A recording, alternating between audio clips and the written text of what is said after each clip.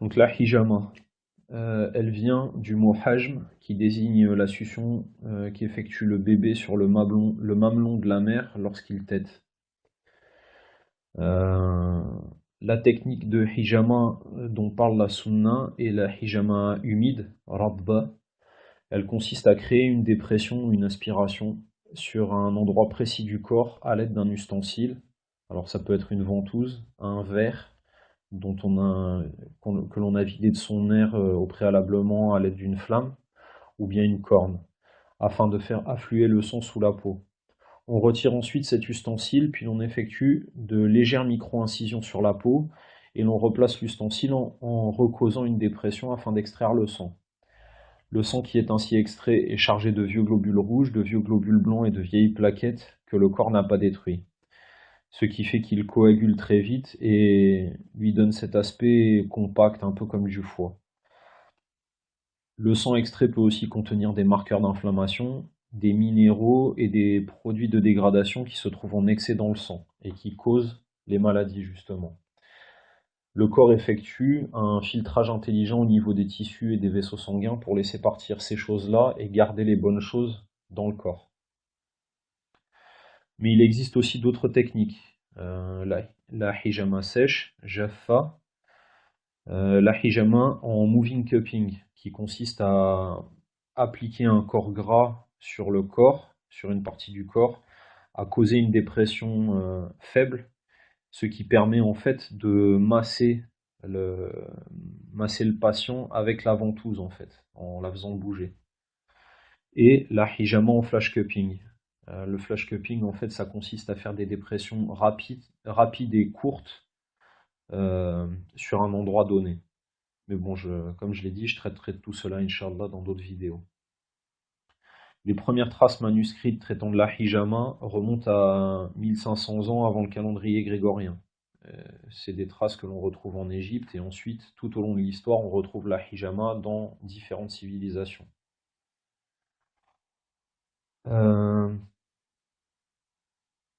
nous utilisons cette technique qui est connue d'avant l'islam, mais qui a été valorisée par les ahadiths du prophète alayhi salatu wassalam, notamment un hadith qui a été énoncé dans le cadre de Isra al-Mi'raj, où le prophète sallallahu alayhi wa sallam dit le jour de l'ascension, je n'ai pas croisé un groupe d'anges sans que celui-ci me dise, alors il y a une riwaya où il dit sans que celui-ci ne me dise Ya Mohammed utilise la hijama, et la deuxième riwaya c'est Ya Mohammed ordonne la hijama à ta communauté.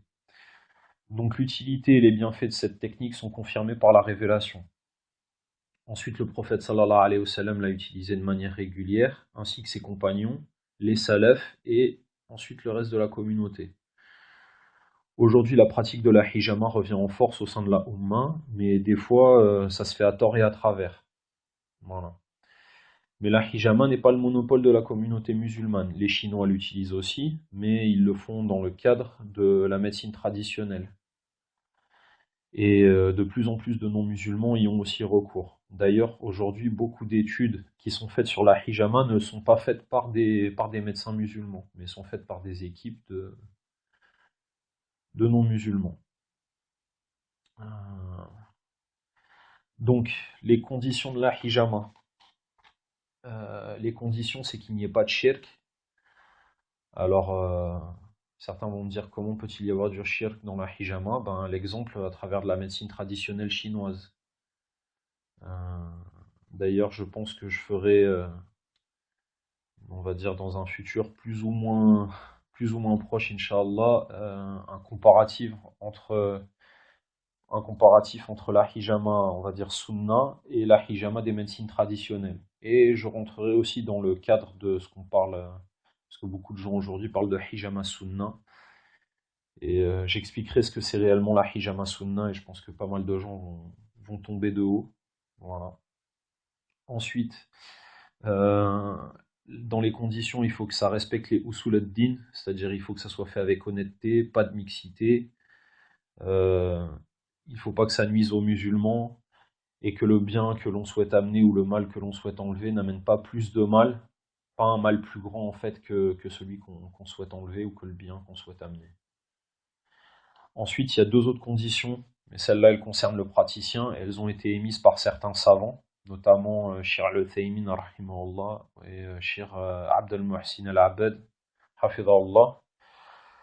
Et je dois dire que moi, je suis d'accord avec eux entièrement. Alors, la première condition, c'est que le praticien ait des connaissances médicales. Et qui dit connaissance médicale dit diplôme aujourd'hui, parce que c'est comme ça que l'on sanctionne des connaissances. Donc il faut qu'il soit médecin, soit infirmier, soit aide-soignant, soit kiné, bref, qu'il ait des connaissances médicales et un diplôme dans le domaine.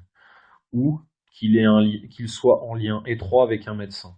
Alors en lien étroit avec un médecin, qu'est-ce que ça veut dire? Ça veut dire qu'il puisse à tout moment se référer à lui afin de confirmer, d'infirmer ou de rectifier sa démarche de soins et son acte, et de faire avaliser sa pratique.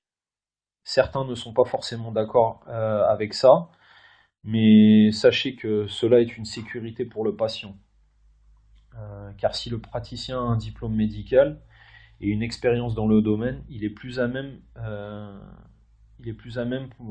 à évaluer certaines situations, il connaît ses limites, voilà, donc il n'ira pas au-delà de ça, et ça c'est vraiment une sécurité pour le patient.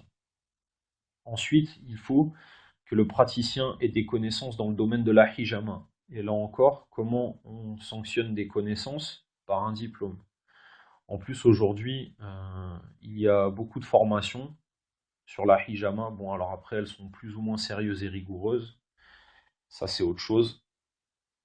Là encore, certains ne seront pas d'accord, mais je pose une question aux frères et aux sœurs. Pourquoi pour l'apprentissage de la religion, vous demandez des taskiyat ou des ijazat? Et pourquoi quand vous allez vous amener votre voiture au garage, vous demandez que le garagiste y remplisse certaines conditions, et pourquoi quand c'est votre corps qui est en fait une amana d'Allah Azza wa Jal, vous faites pas preuve de la même rigueur? Voilà. Donc la question est posée. Les sources de la hijama, le Coran, la Sunna, bien évidemment, le qiyas, donc qui est le raisonnement par analogie. Alors ça va être l'analogie soit avec la médecine allopathique, quand on va traiter des différents principes, ou avec des médecines traditionnelles. Mais alors ça encore, les médecines traditionnelles, il faut mettre un bémol et beaucoup de restrictions. Et je pense que je reviendrai sur ce sujet lorsque je ferai un comparatif entre la hijama, on va dire, sunna, et la hijama telle qu'elle est faite dans le cadre d'autres médecines. Ensuite, il y a le ra'i, qui est la vie personnelle. Alors, la vie personnelle, bah, c'est par exemple lorsque l'on traite un malade sur une pathologie sur laquelle aucune étude n'a été faite. Et donc voilà, il faut pouvoir mettre à l'œuvre ses connaissances, justement, et essayer de traiter au mieux la personne. Et ensuite, comme autre source, il y a les connaissances médicales. Donc on pourrait faire un peu un parallèle avec, dans la science du fiqh, le urf, qui est en fait la culture du pays ou la culture. Donc, euh, donc voilà, donc les connaissances médicales. Hmm. La hijama est une discipline de la médecine prophétique ayant des actions qui sont préventives. Donc là encore, la hijama préventive, elle est soumise à des conditions. Il y a trois conditions en fait pour qu'une hijama soit préventive. Alors le premier cas, c'est un patient qui vient et qui, en fait, il y a une maladie qui est présente dans sa famille, et lui risque d'être atteint par cette maladie. Donc on fait des hijamas dans le cadre de la prévention de cette maladie-là. Le deuxième type de prévention, c'est le patient a une maladie qui a été guérie mais qui peut revenir. Par exemple des sciatiques, des douleurs de dos, des choses comme ça. Et on fait une hijama pour prévenir la récidive de cette maladie. Et le troisième type de prévention, en fait, c'est un patient qui est déjà malade, qui a déjà une maladie, mais cette maladie peut évoluer et augmenter au niveau des stades. Et donc, on fait une hijama pour prévenir de l'augmentation, on va dire, de cette maladie. Voilà, c'est les trois types de hijama préventive. Ensuite, bien sûr, elle a des actions curatives, voilà, et elle a une action aussi qui peut être palliative. Par exemple, limiter l'effet d'une maladie chronique ou d'un traitement. Par exemple, une personne qui est en post-chimiothérapie, on peut faire des hijamas après les chimiothérapies pour en fait réduire la toxicité de, du traitement en fait. Ou aussi on peut faire des hijamas pour éviter les crises d'une maladie qui est déjà installée.